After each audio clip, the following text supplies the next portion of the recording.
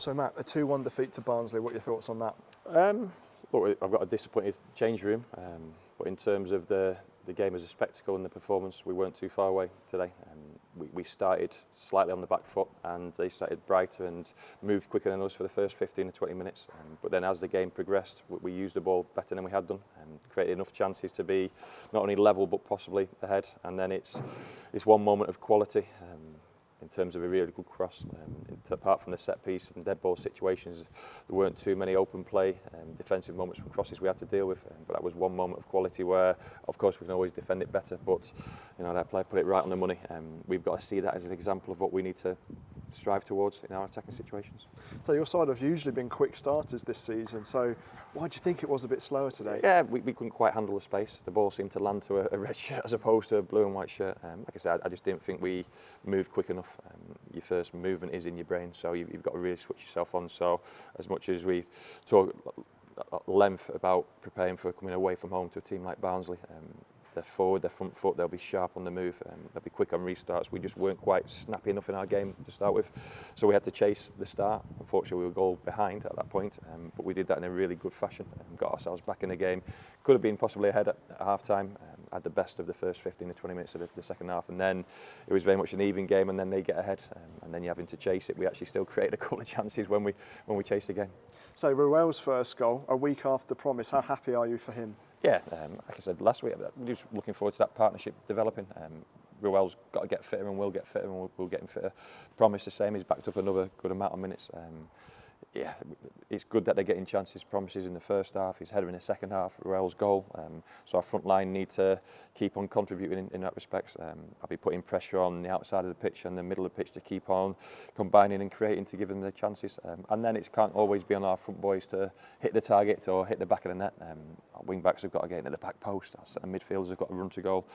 We've got to have a little bit more of a pragmatic approach to some of our attacks. You talk about different players needing to get involved. Will that just come with time as they sort of learn about each other? Yeah, we could never get LT in the game in an attacking sense today. I said it just didn't quite feel like his day.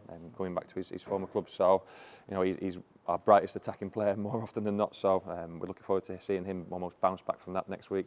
Bryant at the start of the second half showed exactly what he could do when he got a bit of clean ball, but then you're looking for the quality moment of delivery. And then Maka had a few moments in around the edge of the box. So look, the way we're set up is one where we need everyone to contribute, including set-piece moments. But the scoreline obviously is disappointing in terms of the end result, but there was not much in that game. So you talked about the game when it was 1-0. Is it about those little moments that you go so close and that could flip the game, but unfortunately they get the winner? Yeah, I mean, promised his header from a few yards out.